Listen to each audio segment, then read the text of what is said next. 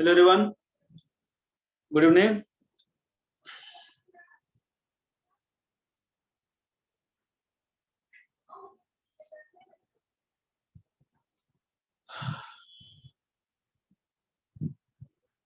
Good evening, good evening.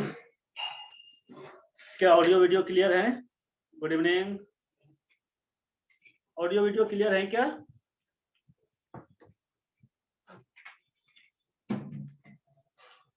Okay okay, thank you. चलो तो फिर स्टार्ट करते हैं हम लोग।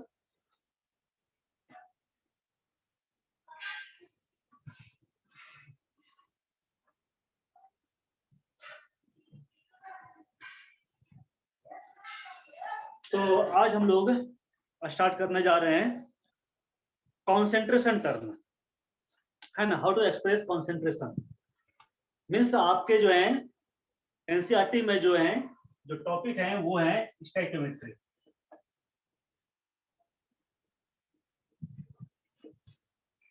ओके, तो हेडिंग देना स्टोइकियोमेट्री।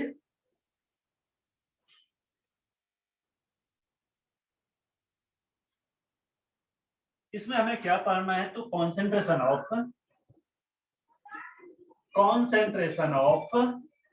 सॉल्यूशन, ठीक है। अब कॉन्सेंट्रेशन क्या होता है और हम लोग कैसे एक्सप्रेस करते हैं?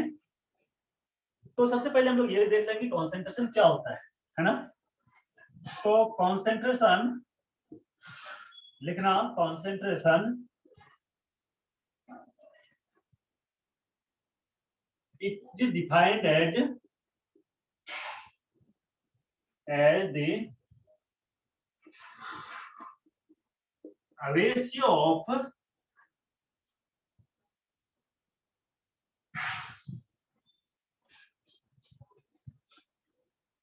ऑफ या तो हम लोग ऐसे कर सकते हैं, है ना। एक minute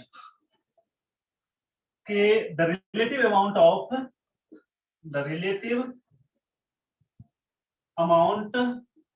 of solute and solvent in a solution is known as concentration, ठीक है। मीन्स कि एक सॉल्यूशन में कितने अमाउंट में सोल्यूट है और कितने अमाउंट में सॉल्वेंट है, उस दोनों का जो रेशियो होता है, ठीक है, उसको हम लोग कॉन्सेंट्रेशन कहते हैं। तो concentration means amount of solute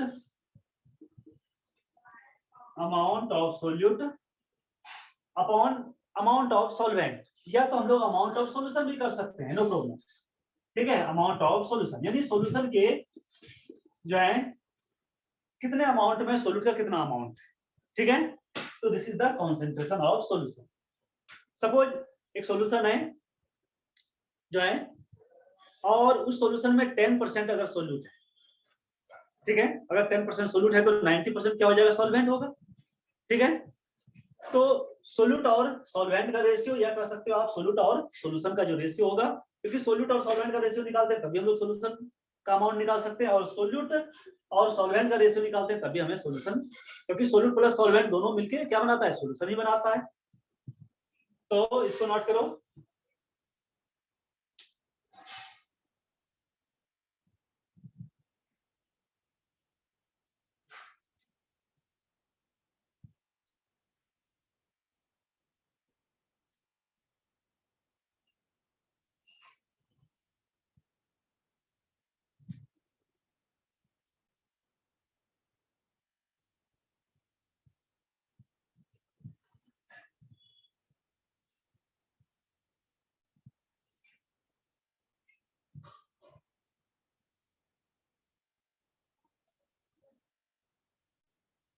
हो गया? हाँ भाई, हुआ कि नहीं?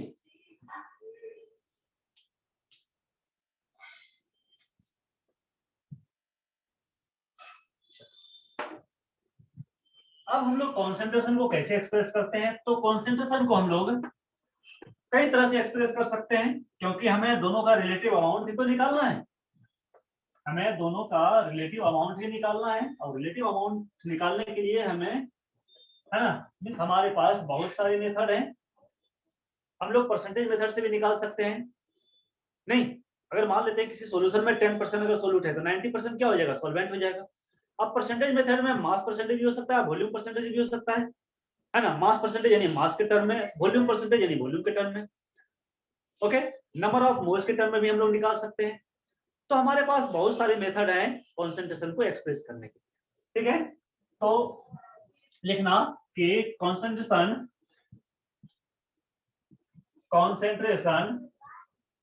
Can be expressed in many ways, ठीक। जैसे फर्स्ट परसेंटेज मेथड,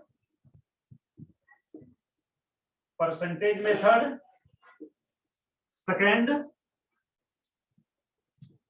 मोल फ्रैक्शन, थर्ड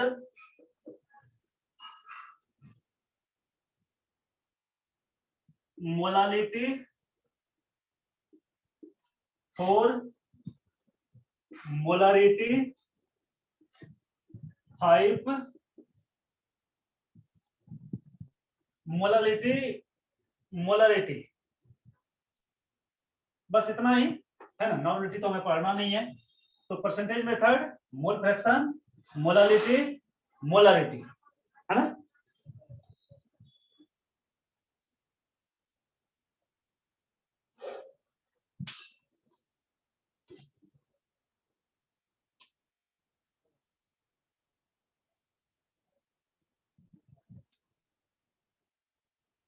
नॉर्मलिटी नहीं है, हमारे सिलेबस से हटा दिया गया है नॉर्मलिटी का, है ना। आप देखना एनसीईआरटी में आपको नॉर्मलिटी नहीं मिलेगा, ठीक है। तो नॉर्मलिटी को सिलेबस से हटा दिया गया है ना। हाँ, लेकिन कभी कभी नॉर्मलिटी का थोड़ा बहुत जो है यूज होता है, एप्लीकेशन है। तो चलो मैं एक नॉर्मलिटी भी बढ़ा देता हूँ, है ना। चलो नॉर्मलिटी भी बता देता हूँ, ठीक है। ठीक है, लेकिन नॉर्मलिटी पर ज्यादा फोकस आपको नहीं करना है, ठीक हो गया।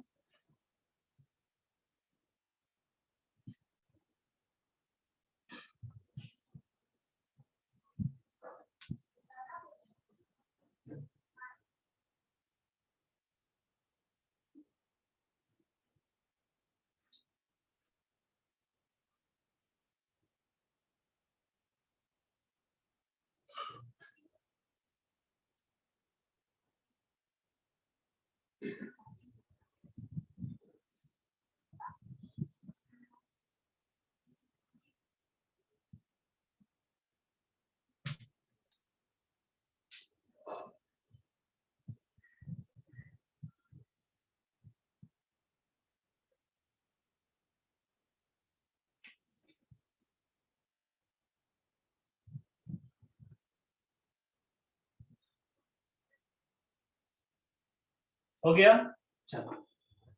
तो सबसे पहले हम लोग देखते हैं percentage method.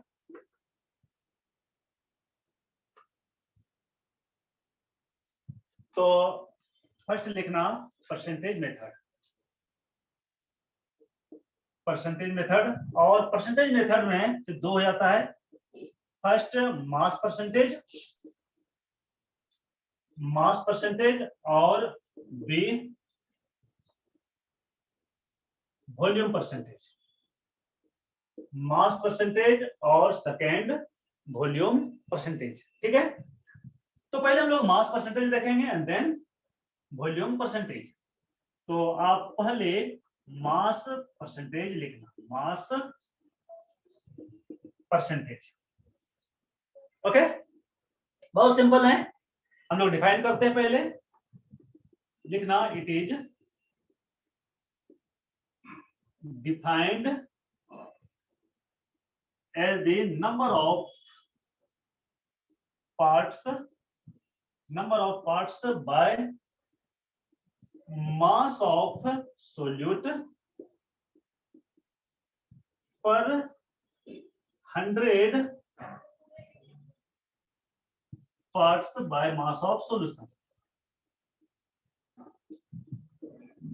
Solution is known as mass percentage. आप नोट करो पहले।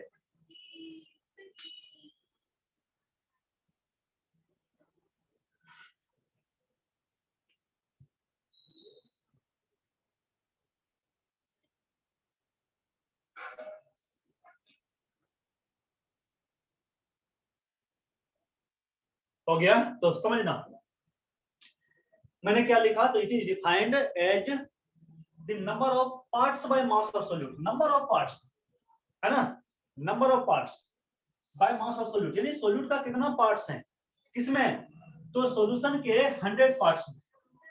सॉल्यूशन का 100 पार्ट्स क्यों लेंगे हम लोग, क्योंकि जो है बात यहाँ परसेंटेज की हो रही है ना, बात यहाँ परसेंटेज की हो रही है, और परसेंटेज की बात अगर हो रही है तो हम लोग सॉल्यूशन कितना लेंगे, 100 लेंगे। उस 100 पार्ट्स में आपका सोल्यूट का कितना पार्ट्स है। अगर 100 पार्ट्स में सोल्यूट का 10 पार्ट्स है तो इसका मीनिंग है सोल्यूट कितना है, तो 10% है। अगर उस 100 पार्ट्स में सोल्यूट का अगर 20 पार्ट्स अगर हैं तो 100 में 20 पार्ट्स का क्या मीनिंग हो गया, तो इसका मीनिंग हो गया कि 20% आपका सोल्यूट है। अच्छा, अगर आपको सोल्यूट का परसेंटेज पता चल जाए तो आप सॉल्वेंट का परसेंटेज निकाल सकते हो। कैसे, तो सोल्यूट अगर 10% हो जाएगा तो सॉल्वेंट कितने हो जाएगा बच्चे, 90% हो जाएगा। अगर सोल्यूट 20% हो जाएगा तो सॉल्वेंट कितने हो जाएगा, तो 80% हो जाएगा। ओके,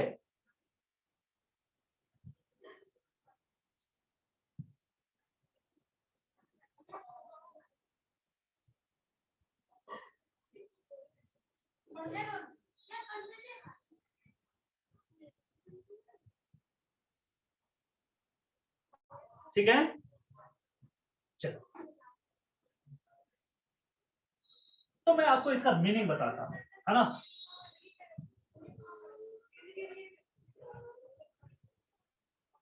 मीन्स कि अगर कहीं आपको लिखा रहे, फॉर एग्जांपल अगर कहीं लिखा रहे कि 10% sugar solution by mass, means है ना, 10% sugar solution by mass means क्या होगा, तो 10% sugar solution by mass means होगा कि mass of sugar equal to 10 gram, है ना। 10% है, 10% मीन्स 10 ग्राम। तो अगर शुगर का मास 10 ग्राम हो गया तो मास ऑफ जो अदर कंपोनेंट होगा वो क्या हो जाएगा, तो मास ऑफ अदर कंपोनेंट क्या होगा, तो सॉल्वेंट होगा, कितना हो जाएगा, 90 ग्राम हो जाएगा। क्यों, ऐसा क्यों, इसलिए बच्चे कि हमारा सॉल्यूशन जो है, क्योंकि हमने 10% लिखा, 10% में अगर हमने मास ऑफ शुगर 10 ग्राम लिखा तो डेफिनेटली जो है मास ऑफ सॉल्वेंट कितना हो जाएगा, तो 90 ग्राम हो जाएगा। ठीक, तो फिर मास ऑफ सॉल्यूशन क्या हो जाएगा, तो मास ऑफ सॉल्यूशन ये तो फिक्स है, ये कितना होगा, तो ये 100 ग्राम। मैंने ये सेंटेंस इसलिए लिखा क्योंकि आपके न्यूमेरिकल्स में इसी टाइप का जो है आपको मिलेगा क्वेश्चन, ठीक है, कि 10% शुगर सॉल्यूशन बाय मास, है ना, 10% सॉल्ट सॉल्यूशन बाय मास, तो 10% शुगर सॉल्यूशन बाय मास 10 ग्राम और मास ऑफ सॉल्वेंट 90 ग्राम। अब जो है यहाँ थोड़ा सा ये डाउट हो सकता है कि सर आपने इधर नीचे जो है सॉल्वेंट लिखा, ऊपर में आपने सोल्यूट नहीं लिखा, तो बच्चे है ना ये सोल्यूट ही है ना, क्योंकि हमने यहाँ शुगर दिया था इसलिए मैंने यहाँ शुगर लिखा। क्यों सोल्यूट होगा, क्योंकि इसका अमाउंट कम है ना, आपने पढ़ा है, पहले भी पढ़ा होगा कि जिसका अमाउंट कम होता है वो सोल्यूट होता है और जिसका अमाउंट ज्यादा होता है वो सॉल्वेंट होता है। तो चूंकि इसका अमाउंट ज्यादा है ना, क्योंकि ये 9 ग्राम 10 ग्राम ही है, अगर ये 10 ग्राम है तो ये 90 ग्राम होगा, क्योंकि बात 100 यानी परसेंटेज क्या आ रही है, परसेंटेज मींस 100 ग्राम, ठीक है। इसीलिए हमारा जो है सॉल्वेंट ये जो 90 ग्राम हो गया वो क्या हो गया, सॉल्वेंट हो गया, और 10 ग्राम ये क्या हो जाएगा, तो ये आपका सोल्यूट हो जाएगा। एक दूसरा क्वेश्चन आपके माइंड में ये अराइज हो सकता है कि क्या यहाँ हम लोग ग्राम में ही लिखेंगे, नहीं, हम लोग किसी भी यूनिट में लिख सकते हैं, ग्राम में, मिलीग्राम में, किलोग्राम में, किसी भी यूनिट में लिख सकते हैं। क्यों, क्योंकि हमें 100 चाहिए, है ना। मींस कि हम लोग ऐसा भी कर सकते हैं कि मास ऑफ शुगर 10 kg हम लोग कर सकते हैं, लेकिन आपको यह ध्यान रखना है कि आप जिस टर्म में यानी जिस यूनिट में आप सोल्यूट का मास लिखोगे ये सोल्यूट हो गया, है ना, जिस यूनिट में आप सोल्यूट का मास लिखोगे उसी यूनिट में आपको सॉल्वेंट का भी मास लिखना है। ऐसा नहीं करना है इसका केजी में लिख दो और सॉल्वेंट का मास जो है ग्राम में लिख दो, है ना। दोनों का ग्राम में लिखना पड़ेगा, दोनों का केजी में लिखना पड़ेगा, मिलीग्राम में लिख दो दोनों का मिलीग्राम में लिखना पड़ेगा, है ना, मिस टाइम यूनिट में लिखना पड़ेगा। तो मास ऑफ सॉल्वेंट ये क्या हो जाएगा, तो ये हो जाएगा बच्चे 90 किलोग्राम, ठीक है। और सॉल्यूशन का मास, है ना, मास ऑफ सॉल्यूशन कितना हो जाएगा, तो दोनों को जब हम लोग ऐड कर देंगे तो मास ऑफ सॉल्यूशन हो जाएगा 100 केजी, है ना। सॉल्यूशन का तो 100 होना ही है ना, ये तो 100 होना ही है, चाहे 100 ग्राम हो, 100 मिलीग्राम हो, 100 किलोग्राम हो, कुछ हो, लेकिन 100 ही होगा, ठीक, क्योंकि बात परसेंटेज की है। इसको नोट कर लो।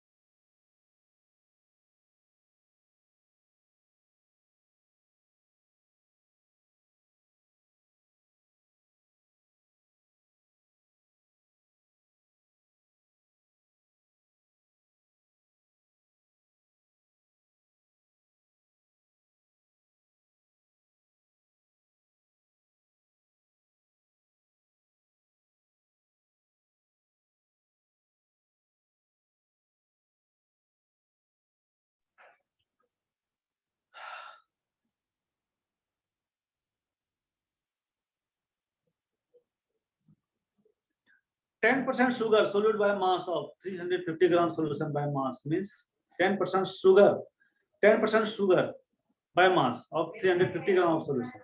तो निकाल लो ना भाई, निकाल लो ना, ठीक है, निकाल लो। 350 ग्राम, 350 ग्राम, है ना, 350 ग्राम, 350 ग्राम सोल्यूशन है, ठीक है। और इस 350 ग्राम सोल्यूशन में आपका कितना है, तो 10% सोल्यूट है, 10% आपका सोल्यूट है। तो 350 ग्राम का 10% कितना हो गया, है ना, तो 350 ग्राम का 10% हो गया आपका कितना, 35 ग्राम, है ना, 35 ग्राम हो गया, ठीक।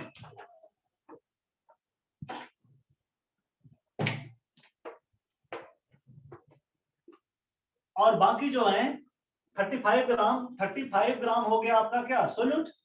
बाकी क्या हो जाएगा, सॉल्वेंट। टोटल आपका कितना था, टोटल आपका 350 ग्राम था सॉल्यूशन, और उसमें 35 ग्राम जो है ये आपका सोल्यूट हो गया, है ना। तो how much amount is left, कितना बचेगा, ये हो जाएगा 315 ग्राम, ये जो है आपका क्या हो जाएगा, तो ये जो है आपका सॉल्वेंट हो जाएगा, है ना।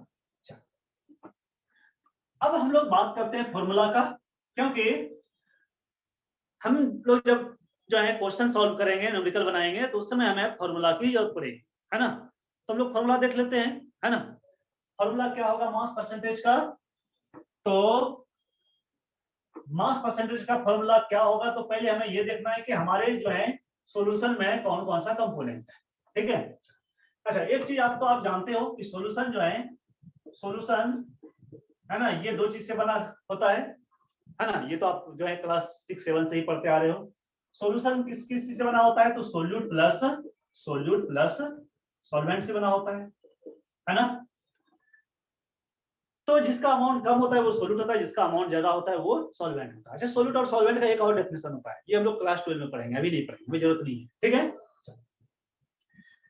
तो अगर मान लेते हैं कि एक सॉल्यूशन है ना, और इसमें जो है दो कंपोनेंट होगा ही, सोल्यूट और सॉल्वेंट।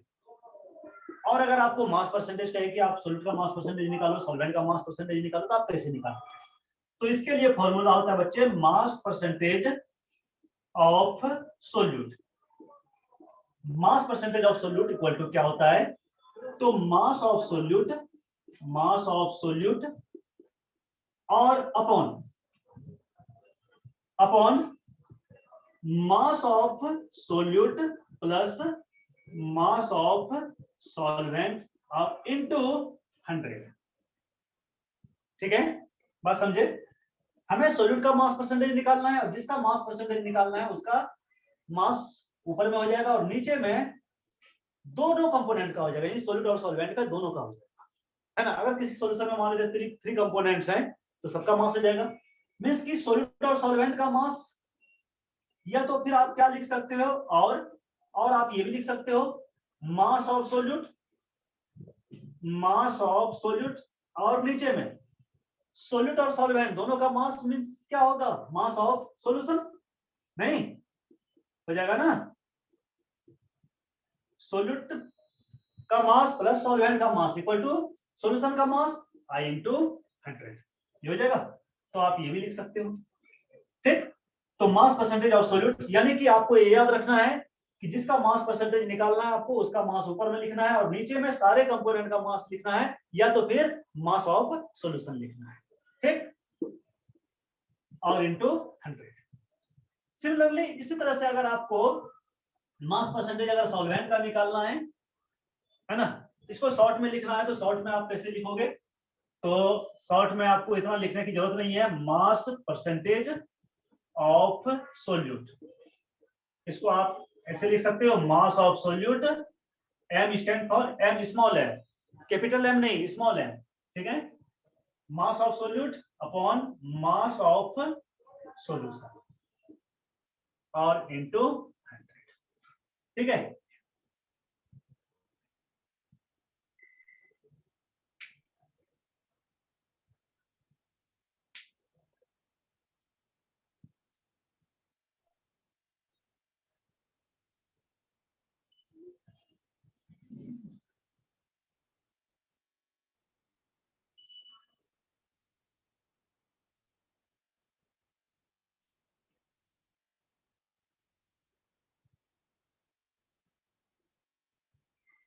हो गया। चलो, अब आपने मास परसेंटेज ऑफ सोल्यूट का फॉर्मूला सीख लिया, तो आप मास परसेंटेज ऑफ सॉल्वेंट का भी फॉर्मूला आप लिख सकते हो। ठीक है, तो मास परसेंटेज ऑफ सॉल्वेंट,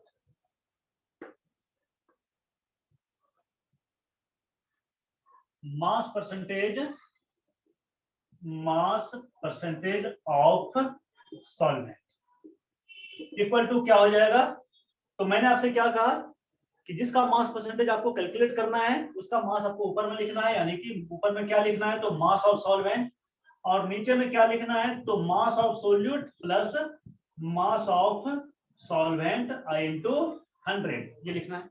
या तो फिर आपको लिखना है mass of solvent upon mass of solute, sorry mass of solute plus mass of solvent equal to mass of solution into 100। ठीक, तो this is the mass percentage of solvent.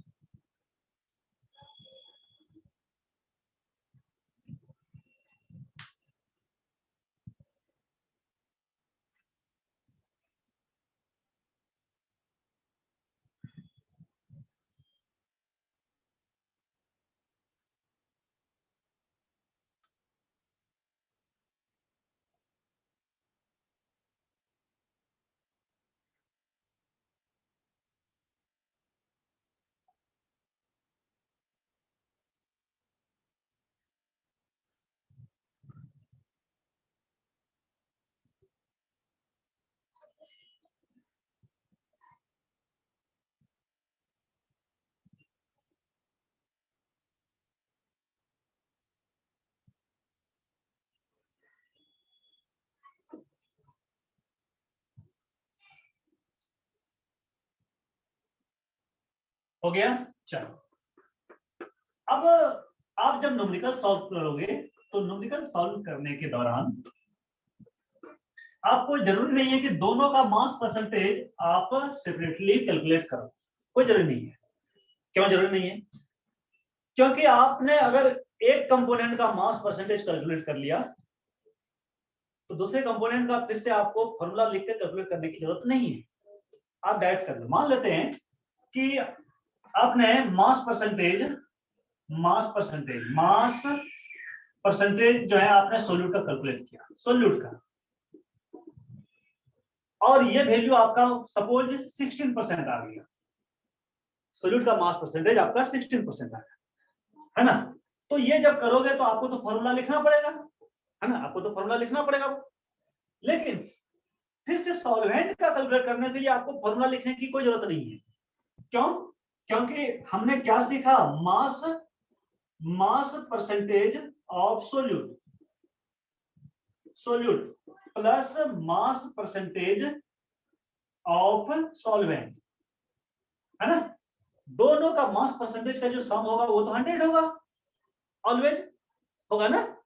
Mass percentage of solute plus mass of percentage of solvent equal to 100। आपने यहां mass percentage of solute calculate कर चुका है ना, आपने solute का मास परसेंटेज कैलकुलेट कर चुका है। तो फिर क्या करना है, आपको सॉल्वेंट का निकालना है। तो क्या करना है, तो यानी कि मास परसेंटेज ऑफ सॉल्वेंट, ये क्या हो जाएगा, तो 100 और माइनस सोल्यूट का कितना 16%, यानी कितने हो जाएगा, तो ये 84% क्या हो जाएगा, है ना। तो this will be the mass percentage of solvent. बात समझ में आई ना? ठीक है, मींस कि आपको टाइम वेस्ट नहीं करना है।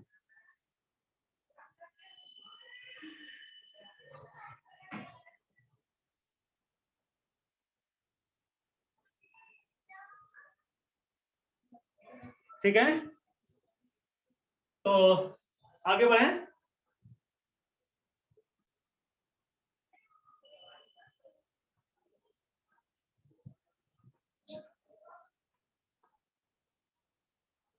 नेक्स्ट है हमारा वॉल्यूम परसेंटेज, है ना।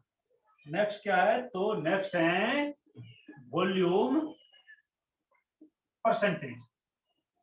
इसको शॉर्ट में हम लोग ऐसे भी लिख सकते हैं V परसेंटेज, है ना, वॉल्यूम परसेंटेज। अच्छा, डेफिनेशन दोनों का सेम होगा। क्यों सेम होगा, क्योंकि दोनों परसेंटेज हैं। बस यहाँ जो है यूनिट अलग अलग होगा। वहां जो है हम लोग मास का यानी ग्राम, केजी, मिलीग्राम लेंगे यूनिट में। यहाँ हम लोग क्या करेंगे, तो वॉल्यूम का यूनिट लेंगे, लीटर में, मिलीलीटर में, है ना, और जो भी वॉल्यूम का यूनिट होता है सीसी में। ठीक, इतना ही अंतर होगा, बाकी दोनों का डेफिनेशन सेम होगा क्योंकि दोनों ही परसेंटेज है। ठीक, तो लिखना कि it is defined as the number of parts by volume of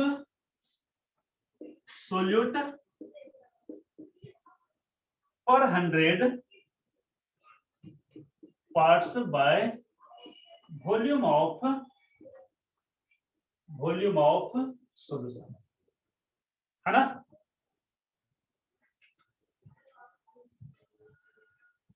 तो सॉल्यूशन के 100 पार्ट्स में सोल्यूट का कितना पार्ट्स प्रेजेंट है, that is known as volume percentage. अब फॉर एग्जांपल अगर कहीं लिखा रहे, मिस एग्जांपल नहीं कर सकते हम लोग, ये कर सकते हैं कि न्यूमेरिकल्स में किस टाइप का सेंटेंस यूज होता है, करता है। ठीक है, कहीं अगर ये लिखा रहे कि भाई आप बताओ कि 15% alcoholic solution by volume means, ठीक है, 15% alcoholic solution by volume means, है ना, क्या होगा, तो इसका मीनिंग होगा कि 15 millilitre of alcohol is present in 100 millilitre of solution. नहीं, सॉल्यूशन का तो वॉल्यूम हमें 100 लेना है, चाहे 100 मिलीलीटर लो या 100 लीटर लो, 100 सीसी लो, है ना, लेकिन 100 लेना है।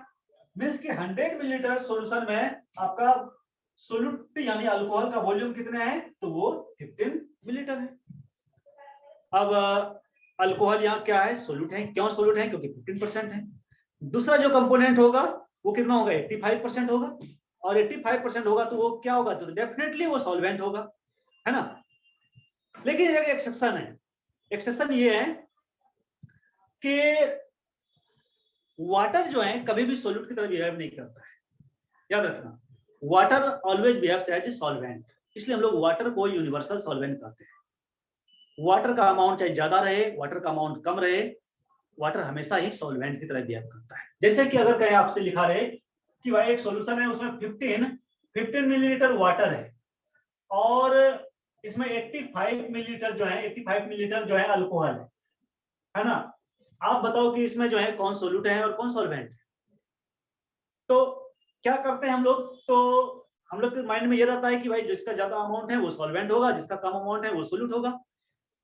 तो ये सारे कंपोनेंट के लिए अप्लाई होता है एक्सेप्ट वाटर, वाटर के लिए अप्लाई ये नहीं होता, ये याद रखना, है ना। हम लोग वाटर को क्या कहते हैं, water is the universal solvent, आपने पढ़ रखा हो, है ना, बहुत पहले से।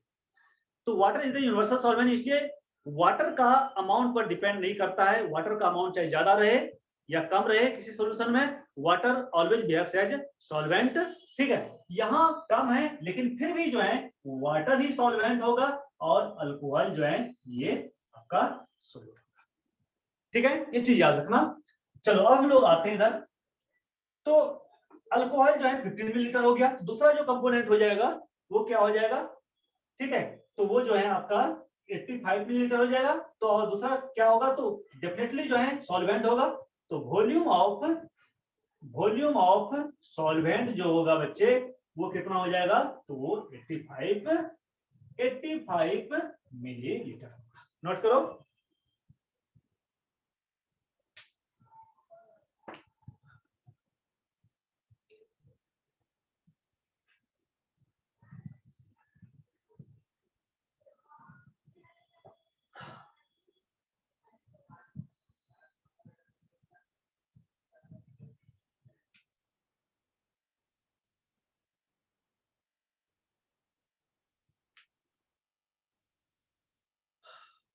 हो गया।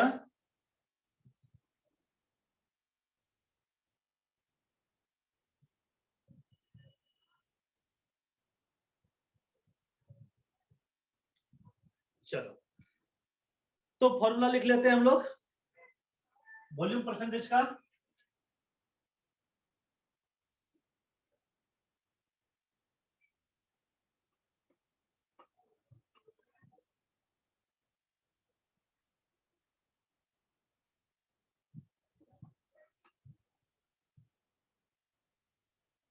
तो फॉर्मूला लिखना है बच्चे लोग, वॉल्यूम परसेंटेज ऑफ सोल्यूट, है ना। Volume percentage of solute equal to क्या हो जाएगा, तो हमने क्या कहा, जिसका वॉल्यूम परसेंटेज हमें कैलकुलेट करना है उसका वॉल्यूम हम लोग ऊपर में लिखेंगे और नीचे में किसका लिखेंगे, तो सॉल्यूशन का लिखेंगे। मेरे सॉल्यूशन में जितने भी कंपोनेंट है ना, ठीक है। अभी तो हम लोग दो ही कंपोनेंट का हमें पढ़ना है, हमें बाइनरी सॉल्यूशन ही पढ़ना है। Binary solution means solution having two components. But ऐसा नहीं कि सॉल्यूशन में दो ही कंपोनेंट हो सकता है, 3 भी हो सकता है, 4 भी हो सकता है, 5 भी हो सकता है। तो चाहे कितना भी कंपोनेंट हो, है ना, हमें नीचे में वॉल्यूम सॉल्यूशन का ही लिखना है ना। दो है तो दोनों कंपोनेंट का, अगर 3 कंपोनेंट है तो 3 कंपोनेंट का। जैसे मैं एक एग्जांपल आपको दे रहा हूं, पहले हम लोग जो है इसको कंप्लीट कर लेते हैं। तो volume percentage of solute equal to volume of solute, V stand for volume, मैं यहाँ साइड में लिख देता हूँ, ठीक है, वॉल्यूम ऑफ सोल्यूट। और नीचे में हम लोग क्या लिखेंगे, तो वॉल्यूम ऑफ सोल्यूट और प्लस वॉल्यूम ऑफ सॉल्वेंट और इनटू क्या लिखेंगे, तो 100। और आप समझ गए क्या लिखना चाह रहे हैं हम लोग, तो volume of solute upon volume of solution और इनटू 100, ठीक है। Similarly, volume percentage of solvent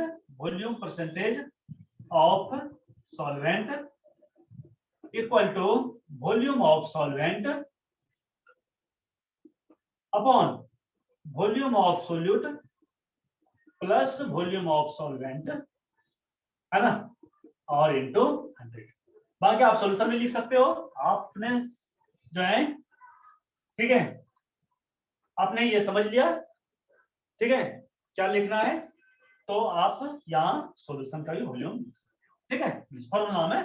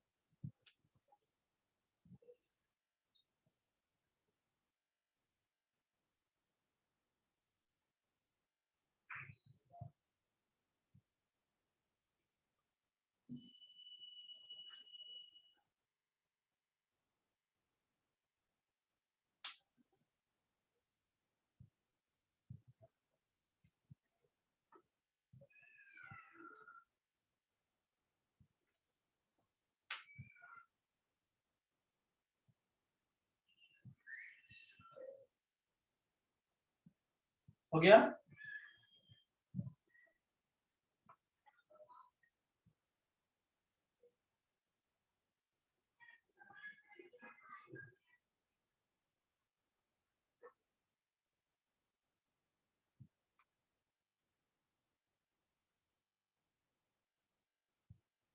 मान लेते हैं कि अगर एक सॉल्यूशन है उसमें 3 कंपोनेंट है, ए प्लस बी और प्लस सी, है ना, ठीक है, देयर आर 3 कंपोनेंट्स, है ना, इन सॉल्यूशन।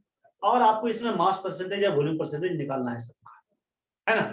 कैसे निकालोगे, तो वॉल्यूम परसेंटेज, चलो हम लोग वॉल्यूम परसेंटेज निकालते हैं। वॉल्यूम परसेंटेज ऑफ ए का निकालना हो, क्या करोगे, तो वॉल्यूम ऑफ ए, नीचे में मैंने क्या कहा कि सॉल्यूशन का वॉल्यूम लिखना है, और सॉल्यूशन का वॉल्यूम लिखना है तो यहाँ 3 कंपोनेंट्स हैं, इसलिए हम लोग क्या लिखेंगे, तो volume of A plus volume of B plus volume of C, सारे कंपोनेंट आ गया, मीन सॉल्यूशन का वॉल्यूम आ गया, और इनटू 100।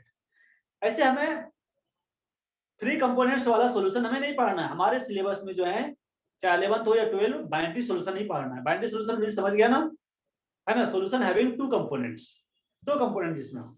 लेकिन अगर 3 कंपोनेंट्स भी हैं तो क्या प्रॉब्लम है, कोई प्रॉब्लम नहीं हुई, ठीक है, सबका वॉल्यूम हमें नीचे लिख देना है। ठीक उसी तरह से हम लोग वॉल्यूम परसेंटेज बी का भी निकाल सकते हैं। बी का निकालेंगे तो हम लोग क्या लिखेंगे, वॉल्यूम ऑफ बी, नीचे में तो वही रहेगा, है ना, सिर्फ न्यूमरेटर चेंज होगा, डिनोमिनेटर तो चेंज नहीं होगा, ठीक। और वॉल्यूम परसेंटेज अगर सी निकालना है तो आप क्या लिखोगे, volume of C upon volume of A plus volume of B plus volume of C, ठीक है।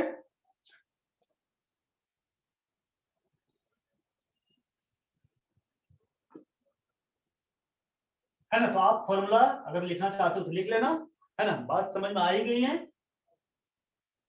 अब हम लोग चलते हैं नेक्स्ट टॉपिक पर, मोल फ्रैक्शन पर।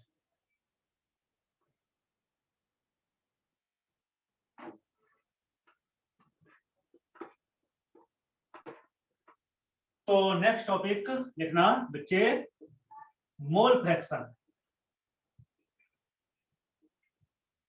मोल फ्रैक्शन तो क्या होता है मोल फ्रैक्शन, पहले इसको हम लोग डिफाइन करते हैं। लिखना, it is the ratio of number of moles of one component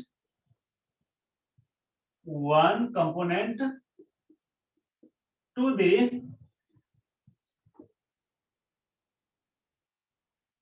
number of moles of all components is known as mole fraction.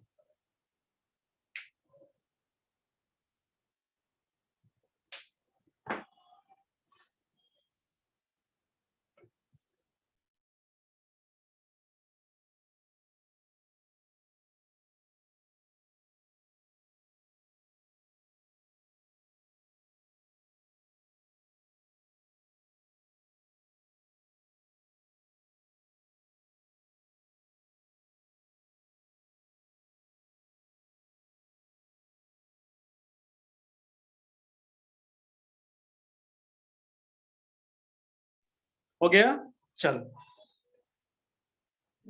तो देखो हमने क्या लिखा, तो it is the ratio of number of moles of one component, है ना, one component, और उस सॉल्यूशन में प्रेजेंट सारे कंपोनेंट्स के मोल फ्रैक्शन का रेशियो को हम लोग मोल फ्रैक्शन करते हैं। मींस के जिस तरह हमने मास परसेंटेज और वॉल्यूम परसेंटेज का फॉर्मूला लिखा ना, जस्ट उसी तरह से मोल फ्रैक्शन का भी हो जाएगा। बस यहां क्या करना है, यहां आपको 100 से मल्टीप्लाई नहीं करना है ना। जैसे मान लेते हैं एक सॉल्यूशन में दो कंपोनेंट है, ए और बी।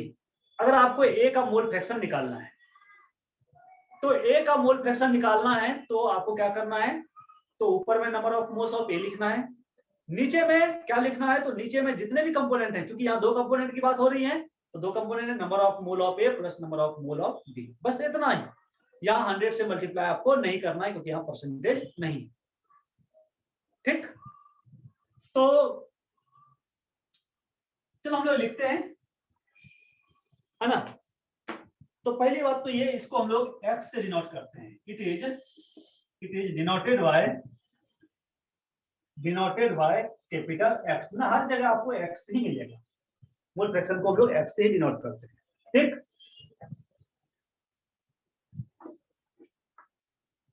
अब मान लेते हैं कि हमारे सॉल्यूशन में दो कंपोनेंट हैं, है ना, एक सॉल्यूशन है और इस सॉल्यूशन में दो कंपोनेंट है a प्लस b, और दोनों का मोल फ्रैक्शन हमें कैलकुलेट करना है सेपरेटली।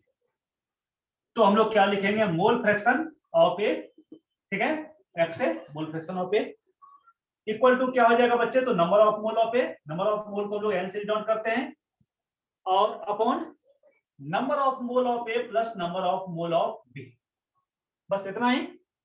यहां मैं साइड में लिख देता हूं, N is number of mole of A, और नंबर ऑफ मोल का फॉर्मूला क्या होता है ये आप अच्छी तरह से जानते हो, है ना। तो इसके बारे में हम लोग डिटेल से पढ़ चुके हैं, आप जानते ही हो, ठीक है। उसी तरह से जो है आपको मोल फ्रैक्शन अगर बी का निकालना है, चलो बी यहां भी लिख देता हूं, बी का भी, तो नंबर ऑफ मोल ऑफ ये क्या हो गया, तो बी, ओके। तो N A number of mole of A, N B number of mole of B. Similarly अगर हम आपको मोल फ्रैक्शन बी का निकालना हो तो क्या हो जाएगा, तो number of mole of B upon number of mole of A plus number of mole of B, है ना। तो आपने देखा जिसका मोल फ्रैक्शन निकालना है उसका मोल समय ऊपर में लिखना है, और नीचे में उस सॉल्यूशन में जितने भी कंपोनेंट प्रेजेंट हैं सारे कंपोनेंट्स का लिखना है। मींस आप number of moles of solution भी लिख सकते हो, है ना, number of moles of solution भी लिख सकते हो। क्यों, क्योंकि ये दोनों मिला के सॉल्यूशन ही तो बना रहा है, ठीक है। मींस के number of mole of A और number of mole of solution भी आप लिख सकते हो। ठीक, यहाँ इसी तरह से number of moles of B upon number of moles of solution, ठीक।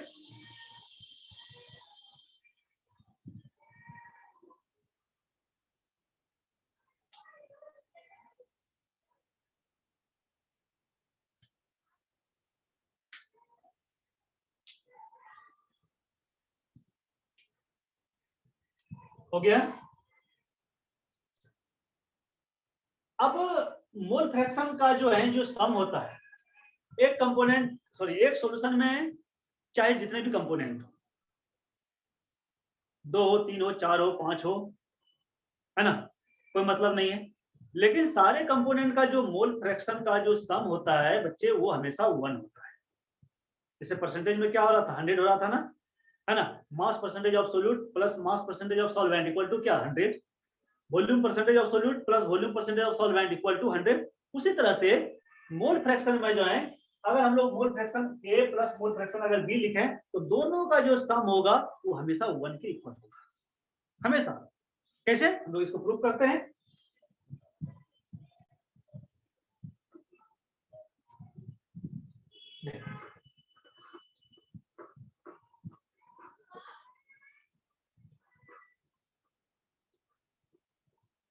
तो लिखना एक सेंटेंस के सम ऑफ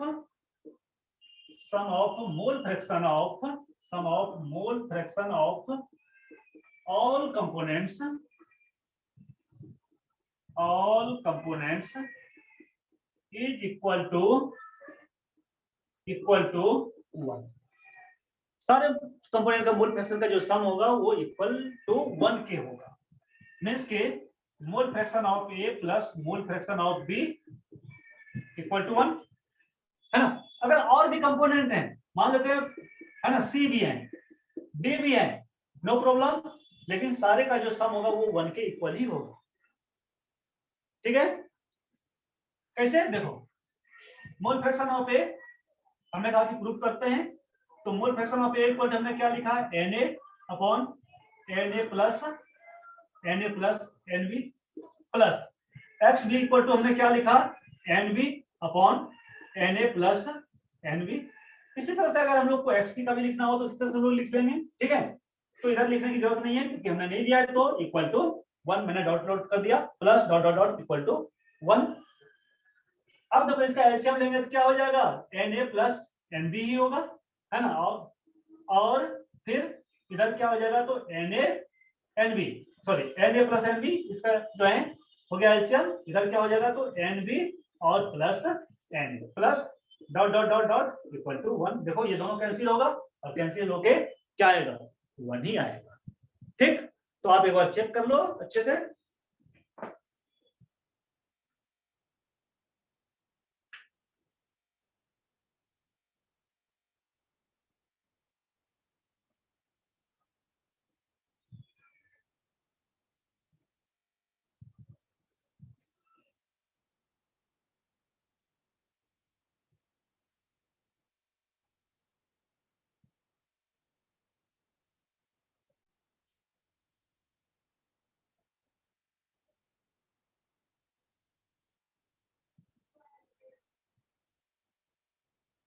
ठीक है, चलो किसी को कोई डाउट, किसी को कोई डाउट है तो बोलो। बिल्कुल आएगा भाई, आएगा, बिल्कुल आएगा। हमने लिया नहीं है, आप लेना चाहते हो तो ले लो, है ना। अगर एनसी एक्ससी और एफडी का भी लो तो लो, हमको क्या प्रॉब्लम है। Na upon Na plus Nb plus Nb upon Na plus Nb plus, है ना। तुम्हारा कहना है कि सर Xc भी ले तो ले लो। X इक्वल टू क्या हो जाएगा, number of mole of C upon number of mole of A plus number of mole of B, है ना। यहाँ 3 कंपोनेंट रहेगा, यहाँ भी 3 कंपोनेंट हो जाएगा, है ना। C हो जाएगा, इधर भी C हो जाएगा, ऐसा हो जाएगा ना।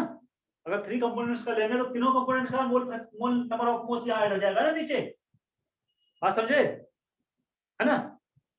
तो इक्वल टू क्या हो जाएगा 1। अब अभी भी देखो आप, है ना, वैल्यू तो 1 ही आएगा, है ना। बात समझे ना, बात समझे ना। आपने 3 कंपोनेंट लिया, 3 कंपोनेंट लिखोगे लोगे तो यहाँ नीचे में जो है number of mole of A plus B plus C तीनों का हो जाएगा।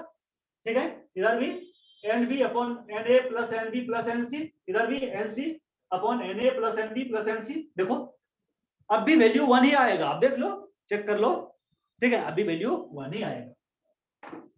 तो चाहे कितने भी कंपोनेंट, अंतर नहीं पड़ता है, कितने भी कंपोनेंट हो, है ना, तो सम जो है वो 1 के इक्वल ही आएगा। ठीक, अब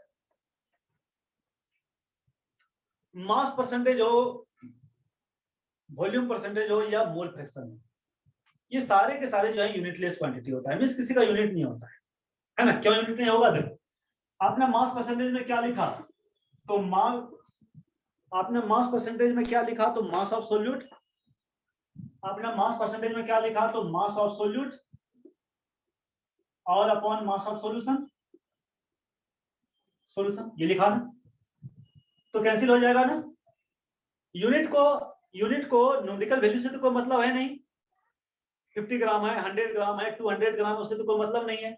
मतलब है कि मास सोल्यूट का है, ये भी केजी में होगा, आप केजी में लेते हो तो, है ना। मास ऑफ सॉल्यूशन ये भी केजी में लोगे, या तो आप ग्राम में लोगे, ये भी ग्राम में लोगे, तो क्या होगा, कैंसिल होगा। उसी तरह से वॉल्यूम परसेंटेज का भी। अच्छा, मोल फ्रैक्शन का भी कोई यूनिट नहीं होगा, क्यों, क्योंकि आपने क्या देखा, मोल फ्रैक्शन इक्वल टू क्या था, number of moles of solute था और number of moles of solution था, यह था ना। पहली बात तो नंबर ऑफ मोल्स का कोई यूनिट नहीं होता है, जब इसका कोई यूनिट नहीं है तो मोल फ्रैक्शन का यूनिट कहां से होगा, होगा ही नहीं, है ना। ठीक, तो नंबर ऑफ मोल्स का खुद का यूनिट नहीं होता है, इसलिए मोल फ्रैक्शन का भी कोई यूनिट नहीं होगा। तो हम लोग एक सेंटेंस यहां लिखेंगे कि mass percentage, volume percentage and mole fraction, है ना, all these are unitless quantity. ठीक, तो लिखना mass percentage comma volume percentage and mole fraction, mole fraction all are unitless quantity,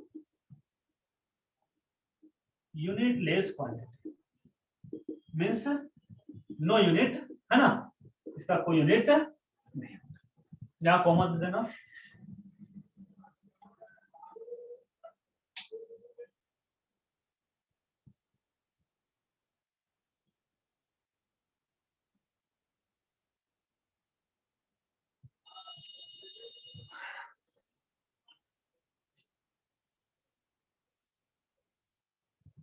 हाँ हो गया भाई।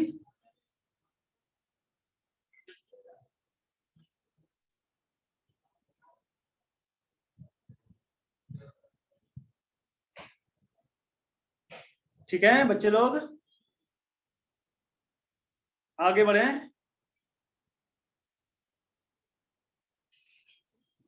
ओके,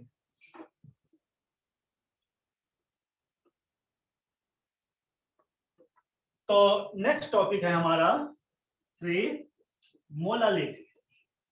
मोलालिटी, मोलालिटी क्या होता है, तो सबसे पहले हम लोग डेफिनेशन लिखते हैं इसका। तो आप लिखना, it is defined as the number of moles of solute, number of moles of solute, number of moles of solute present in per kg of, per kg, per kg means क्या, 100 ग्राम पर kg of solvent, means solvent के 1 kg में solute का कितने amount है, amount means number of moles, कितने number of moles है 1 kg, समझना 1 kg सॉल्वेंट में, पर kg के लिए डिफाइन होता है मोलालिटी। पर kg मीन्स 1000 ग्राम, 1000 ग्राम और 1 kg में जो है सोल्यूट का कितना नंबर ऑफ मोल्स प्रेजेंट है, उसी को हम लोग कहते हैं मोलालिटी। ठीक, नोट करो।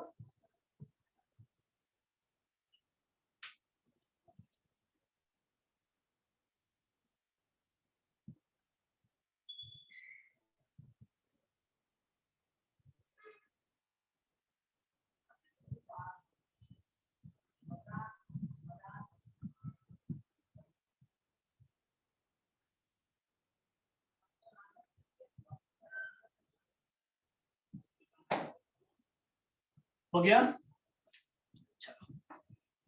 इसको हम लोग डिनोट करते हैं, it is denoted, it is denoted by letter small M, इसको स्मॉल एम से हम लोग डिनोट करते हैं।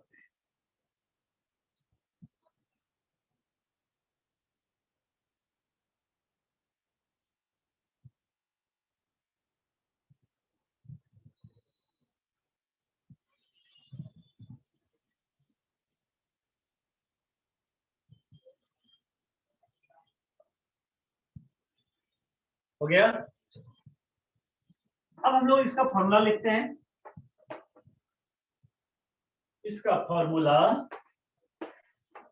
क्या होता है बच्चे, तो मोलालिटी, मोलालिटी इक्वल टू होता है number of moles of solute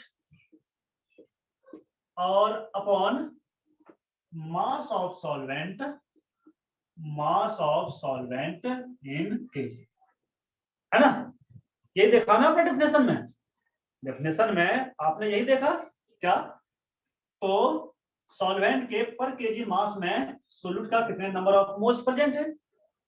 ठीक है, चलो अब number of moles equal to क्या होता है, तो number of moles of solute number of moles of solute equal to क्या होता है, तो mass of solute upon molecular mass of solute, ये होता है। एक चीज मैं बता दूं कि मास हम लोग स्मॉल एम से डिनोट करते हैं, ठीक है, लेकिन मोलिकुलर मास को या एटॉमिक मास को हम लोग कैपिटल एम से डिनोट करते हैं, ध्यान रखना, ठीक है। तो ठीक है, बात समझे, स्मॉल एम मास और कैपिटल एम मोलिकुलर मास या एटॉमिक मास या आयनिक मास, जो भी रहे आप जानते हो, ठीक।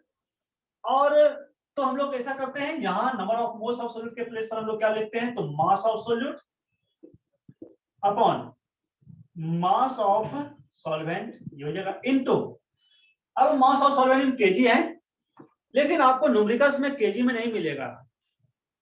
99.9% जो है न्यूमेरिकल्स में यानी प्रॉब्लम में आपको ग्राम में ही मास रहेगा सॉल्वेंट का, ये चीज ध्यान रखना। तो प्रैक्टिकली मैं आपको बता रहा हूं क्या हो जाएगा, तो नीचे में हो जाएगा mass of solvent, solvent in gram, gram में हमने कन्वर्ट किया, ग्राम में अगर आप करोगे तो ऊपर क्या हो जाएगा, 1000। तो this is the molarity, molarity, okay,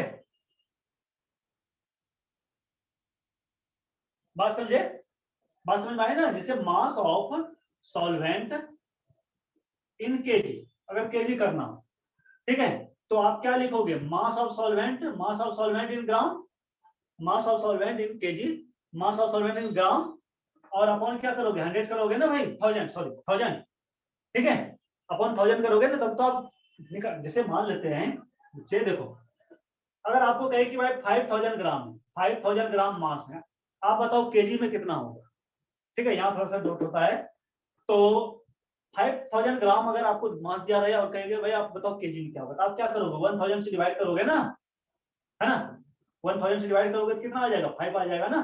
तो वही तो हमने किया, मास ऑफ सॉल्वेंट इन केजी था, तो केजी था, तो इसको हम लोग को ग्राम में कन्वर्ट करना पड़ेगा, क्या करेगा, इसको हम लोग यानी मास of solvent in gram upon 1000 करेंगे ना, अपॉन 1000 करेंगे, ठीक है, तो ये क्या हो जाएगा, ये ऊपर चला जाएगा, ये 1000 ऊपर चला जाएगा, ठीक है।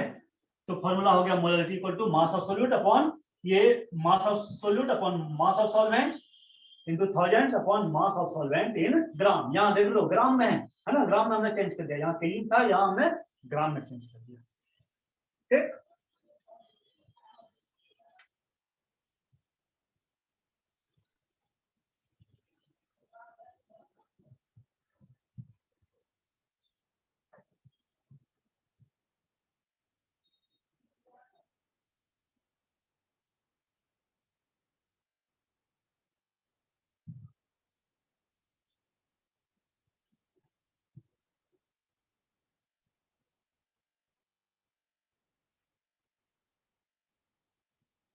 ठीक है बच्चे लोग,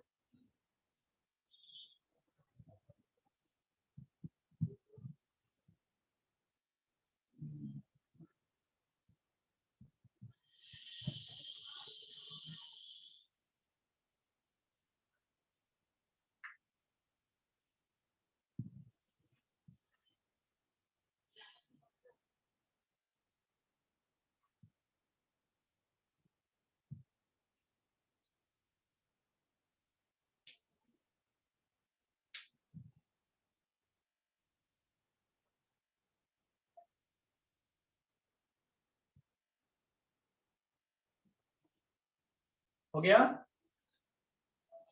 अरे यस नो तो बोलो भाई, हुआ कि नहीं हुआ,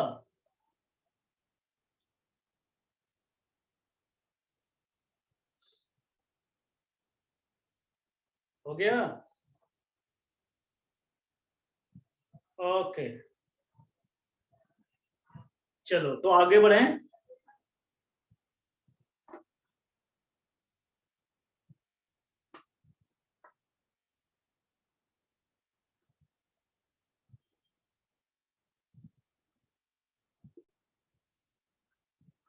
आगे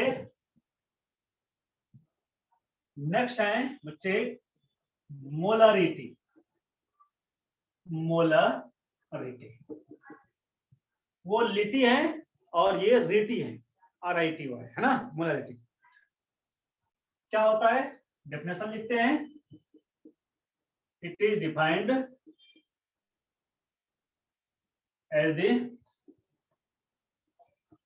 number of moles of solute, number of moles solute in per liter of solution, per liter of solution। पर लीटर सॉल्यूशन में, यहाँ वॉल्यूम है, देखो पर लीटर सॉल्यूशन में सोल्यूट का जो नंबर ऑफ मोल्स है, वहां क्या था, पर केजी ऑफ सॉल्वेंट, पर केजी सॉल्वेंट में जो सोल्यूट का नंबर ऑफ मोल्स, मोलारिटी में, मोलारिटी में क्या है, तो पर लीटर वॉल्यूम में, मींस 1 लीटर वॉल्यूम में 1000 मिलीलीटर जो है वॉल्यूम में, यानी सॉल्यूशन में सोल्यूट का नंबर ऑफ मोल्स कितना है ना, दैट इज मोलारिटी। तो इसको हम लोग डिनोट करते हैं, it is denoted by capital M, इसको हम लोग कैपिटल एम से डिनोट करते हैं, ठीक।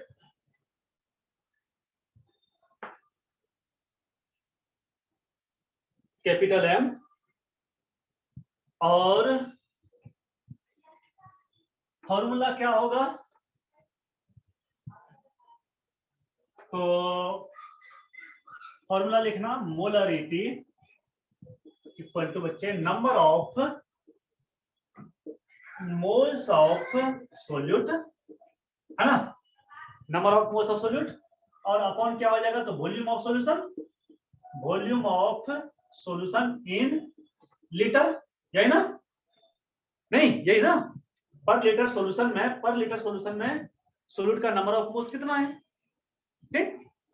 चल अब number of moles of solute equal to mass of solute upon molecular mass of solute into, अब ये लीटर में है बच्चे, लीटर को अगर मिलीलीटर में चेंज करोगे, आप कहोगे सर क्यों चेंज कर रहे हैं, इसलिए चेंज करना है क्योंकि आपको न्यूमेरिकल्स में जो है मिलीलीटर में ही रहेगा डेटा, ठीक है, 99.9% न्यूमेरिकल्स में आप देखना डाटा जो है आपको मिलीलीटर में ही मिलेगा, इसलिए, ठीक है। बाकी ये चीज आप बाद में भी कर सकते हो, मुझे करने की कोई जरूरत नहीं है, आप बाद में भी कर सकते हो, ठीक है।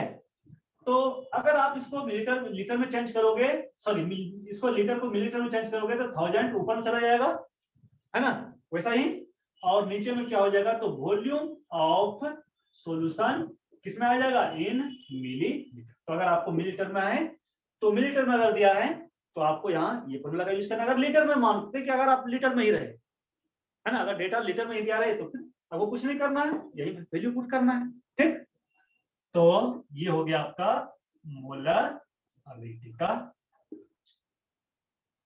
ठीक। तो फॉर्मूला आपको याद रखना है, mass of solute upon molecular mass of solute into thousands upon volume of solution in millilitre.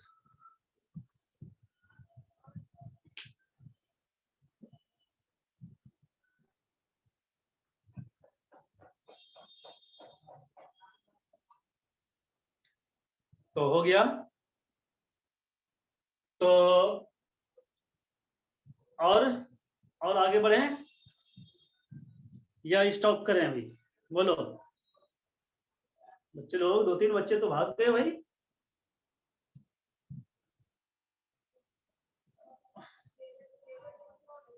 आगे बढ़ूं या स्टॉप करूं,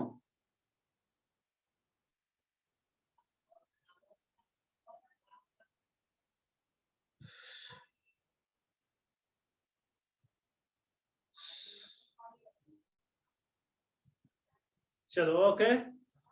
तो नेक्स्ट क्लास में हम लोग इस पर कुछ न्यूमेरिकल सॉल्व करेंगे, और उसके बाद हम लोग देखेंगे concept of limiting reagent. What is limiting reagent, limiting reagent क्या होता है, ठीक है, बड़ा इंपॉर्टेंट कॉन्सेप्ट है, हर जगह यूज होता है। तो नेक्स्ट क्लास में हम लोग इस पर न्यूमेरिकल्स करेंगे और लिमिटिंग रीजेंट का कॉन्सेप्ट हम लोग देखेंगे, ठीक है। चलो ओके बाय बच्चे लोग। हाँ, मोलरिटी में mass of solute upon mass of solvent, एक minute, mass of solute, molarity में मैंने फॉर्मूला क्या लिखा, देखो ये देख लो एक बार, मोलरिटी में मैंने फॉर्मूला क्या लिखा था, mass of solute upon molecular mass of solute, ये into thousands upon mass of solvent, mass of solvent in gram. ये देख लो, अगर हमसे गलती हो गया हो तो करेक्शन कर लेना। मास ऑफ, क्योंकि ये नंबर ऑफ मोल्स है ना भाई, नंबर ऑफ मोल्स तो आप जानते हो ना, मास of solute upon molecular mass of solute. ठीक है, तो देख लेना। ठीक है, ओके, चलो बाय।